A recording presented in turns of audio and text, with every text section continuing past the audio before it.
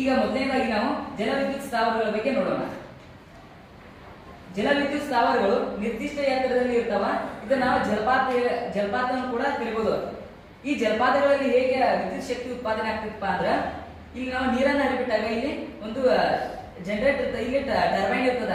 ಈ ನೀರು ಅದ್ರ ಮೂಲಕ ಹಾದುವಾಗ ಆ ಟರ್ಬೈನ್ ತಿರುಗಿದಾಗ ಅದ ಶಕ್ತಿಯಲ್ಲಿ ಜಲ ವಿದ್ಯುತ್ ಶಕ್ತಿ ಉತ್ಪಾದನೆ ಆಗ್ತೈತೆ. ಆ ಜಲ ವಿದ್ಯುತ್ ಶಕ್ತಿ ಉತ್ಪಾದನೆ ಆಗಿದ್ದ ಇಲ್ಲ ಜನರೇಟರ್ ಇರ್ತದಲ್ಲ, ಆ ಜನರೇಟರ್ ಅಲ್ಲಿ ಸಂಗ್ರಹಣೆ ಆಗಿ ಆ ಜನರೇಟರ್ ಮುಖಾಂತರ ತಂತಿಗಳ ಮೂಲಕ ಎಲ್ಲ ವಿವಿಧ ಸ್ಥಳಗಳಿಗೆ ಇದು ಪ್ರಸಾರ ಆಗ್ತೈತಿ.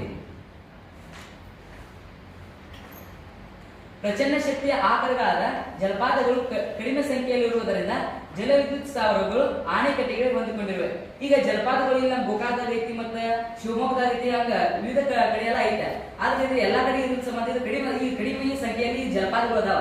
ಆದ್ರಿಂದ ಡ್ಯಾಮ್ಗಳು ಎಲ್ಲಿ ಬೇಕಾದಲ್ಲಿ ಅದಾವ. ಈಗ ಆಲ್ಮಟ್ಟಿ ಡ್ಯಾಮ್, ಹಿಡಕಲ್ ಡ್ಯಾಮ್, ಹೀಗೆ ಎಲ್ಲಾ ಕಡೆ ಡ್ಯಾಮ್ಗಳು ಇರುವುದರಿಂದ ಅಲ್ಲಿ ಅಕಾಡೆಮಿಯವರು ಈ ಸೆಮಿನಾರ್ ಕಾರ್ಯಕ್ರಮವನ್ನು ಹಮ್ಮಿಕೊಂಡಿದ್ದಾರೆ.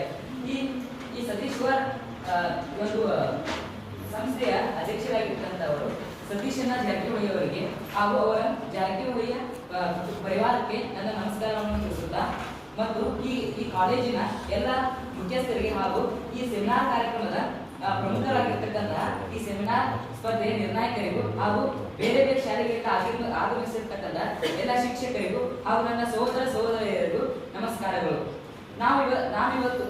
ನನ್ನ ಹೆಸರು ಅಭಿಷೇಕ್ ಶಂಕರಯ್ಯ ಮಠದ್. ನಾವು ಸರ್ಕಾರಿ ಉನ್ನತೀಕರಿಸಿದ ಪ್ರೌಢಶಾಲೆ ಗೋಸ್ವಾಳದಲ್ಲಿ 10ನೇ ತರಗತಿಯಲ್ಲಿ ವ್ಯಾಸಂಗ ಮಾಡುತ್ತಿದ್ದೇವೆ. ನಾವು ಇವತ್ತು ನಿಮ್ಮ ಮುಂದೆ ನವೀಕರಿಸಬಹುದಾದ ಶಕ್ತಿಯ ಮೂಲಗಳು ಎಂಬ ವಿಷಯದ ಕುರಿತು ಚರ್ಚಿಸುತ್ತೇವೆ. ಈ ಶಕ್ತಿ ಸಂಪನ್ಮೂಲಗಳು ಮಾನವನಿಗೆ ತುಂಬಾ ಅತ್ಯವಶ್ಯಕವಾಗಿದೆ. ಇದು ಮಾನವನಿಗೆ ಅಷ್ಟೇ ಅಲ್ಲದೆ ನಮ್ಮ ದೇಶದ ಅಭಿವೃದ್ಧಿಯೂ ಕೂಡ ಅತ್ಯವಶ್ಯಕವಾಗಿದೆ. ಈ ಶಕ್ತಿ ಸಂಪನ್ಮೂಲಗಳಲ್ಲಿ ಪ್ರಮುಖವಾಗಿ 2 ವಿಭಾಗಗಳು. ಒಂದನೆಯದು ನವೀಕರಿಸಲಾಗದ ಶಕ್ತಿ ಸಂಪನ್ಮೂಲಗಳು, ಎರಡನೆಯದಾಗಿ ನವೀಕರಿಸಬಹುದಾದ ಶಕ್ತಿಯ ಸಂಪನ್ಮೂಲಗಳು. ನಾವು ನವೀಕರಿಸಲಾಗದ ಶಕ್ತಿ ಸಂಪನ್ಮೂಲಗಳನ್ನು ನಾವು ಮತ್ತು ನಮ್ಮ ಹಿರಿಯರು ಮೊದಲಿನಿಂದಲೂ ಬಳಸಿಕೊಂಡು ಬಂದಿದ್ದೇವೆ. ಆದ್ದರಿಂದ ಈಗ ಭೂಮಿಯಲ್ಲಿ ಅವು ಎಲ್ಲ ಖಾಲಿ ಆಗ್ತಾ ಇದ್ದೇವೆ. ಆದ್ದರಿಂದ ನಾವು ನವೀಕರಿಸಬಹುದಾದ ಶಕ್ತಿಯ ಮೂಲಗಳ ಬಗ್ಗೆ ಇವತ್ತು ನೋಡೋಣ. ಮೊದಲನೇದಾಗಿ ಬಂದು ಶಕ್ತಿಯ ಸಾಂಪ್ರದಾಯಿಕ ಆಕಾರಗಳು. ಅದರಲ್ಲಿ ಬರುವಂತಹ ವಿಧಗಳು: ಪಳೆಯುಳಿಕೆ ಇಂಧನಗಳು, ಉಷ್ಣ ವಿದ್ಯುತ್ ಸ್ಥಾವರ, ಜಲ ವಿದ್ಯುತ್ ಸ್ಥಾವರ, ಜೈವಿಕ ರಾಶಿ ಮತ್ತು ಪವನಶಕ್ತಿ. ಸಾಂಪ್ರದಾಯಿಕ ಅಂಶಗಳು ಎಂದರೆ ನವೀಕರಿಸಲಾಗದ ಶಕ್ತಿಯ ಮೂಲಗಳು. ಎರಡನೇದಾಗಿ ಬಂದು ಅಸಾಂಪ್ರದಾಯಿಕ ಶಕ್ತಿಯ ಆಕಾರಗಳು. ಅದರಲ್ಲಿ ಬರುವಂತಹ ವಿಧಗಳು: ಸೌರಶಕ್ತಿ, ಸಮುದ್ರ ಶಕ್ತಿ, ಭೂಗರ್ಭ ಉಷ್ಣ ಶಕ್ತಿ, ನ್ಯೂಕ್ಲಿಯರ್ ಶಕ್ತಿ. ಈ ಅಸಾಂಪ್ರದಾಯಿಕ ಶಕ್ತಿಯ ಅಂಶಗಳು ಅಂದರೆ ನಾವು ನವೀಕರಿಸಬಹುದಾದ ಶಕ್ತಿಯ ಸಂಪನ್ಮೂಲಗಳ ಅಂಶಗಳು.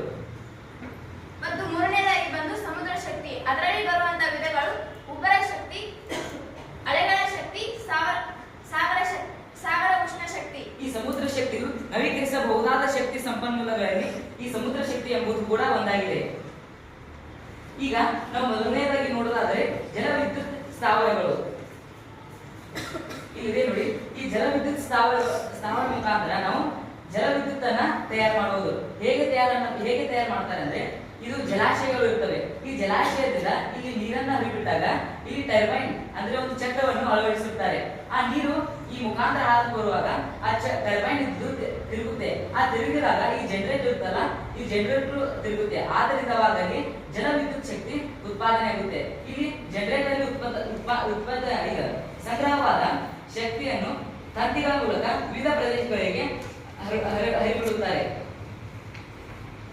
ಈ ಜಲವಿದ್ಯುತ್ ಸ್ಥಾವರಗಳು ಈ ಪ್ರಚಂಡ ಶಕ್ತಿ ಆಕಾರಗಳಾದ ಜಲಪಾತಗಳು ಕಡಿಮೆ ಸಂಖ್ಯೆಯಲ್ಲಿರುವುದರಿಂದ ಜಲವಿದ್ಯುತ್ ಸ್ಥಾವರಗಳು ಆಣೆಕಟ್ಟುಗಳಿಗೆ ಹೊಂದಿಕೊಂಡಿವೆ. ಈ ನಮ್ಮ ದೇಶದಲ್ಲಿ ಹೆಚ್ಚಾಗಿ ಜಲಪಾತಗಳು ಇಲ್ಲ. ಅದರ ಬದಲು ಆಣೆಕಟ್ಟುಗಳು ಬೇಕಾದಷ್ಟು ಇವೆ.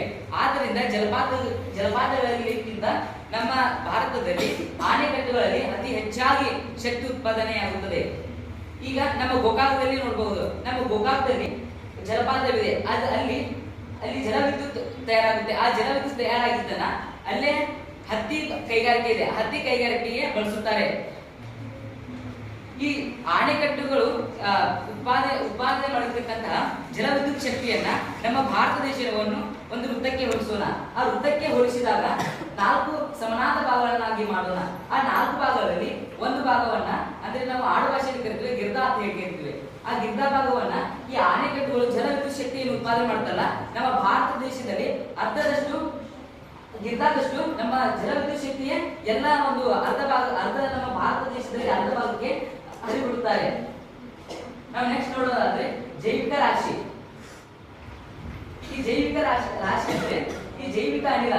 ಇದನ್ನ ನಾವು ನಮ್ಮ ರೈತರು ಕೂಡ ಮಾಡಬಹುದು, ನಾವು ಸಾಮಾನ್ಯವಾಗಿ ನಾವೆಲ್ಲರೂ ಮಾಡಬಹುದು. ಇದಕ್ಕೆ ಅತಿ ಹೆಚ್ಚಾಗಿ ಖರ್ಚೇನಿಲ್ಲ.